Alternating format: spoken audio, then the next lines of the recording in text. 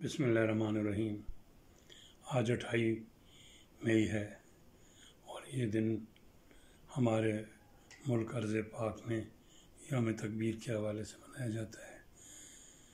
یوم تکبیر میں ہمارے ملک کے جو سابقہ وزیر اعظم میاں نواز شریف نے 28 مئی 1998 میں 5 ایٹمی دھماکے کر کے دنیا کو باور کرا دیا تھا کہ پاکستان ایک ایٹمی ملک ہے۔ اس طرح اس کے تخلیق کاروں میں ڈاکٹر عبدالقدیر اور سابقہ وزیر اعظم ذوالفقار علی بھٹو نے بھی اس جوہری طاقت کو بنانے میں اہم کردار ادا کیا تھا۔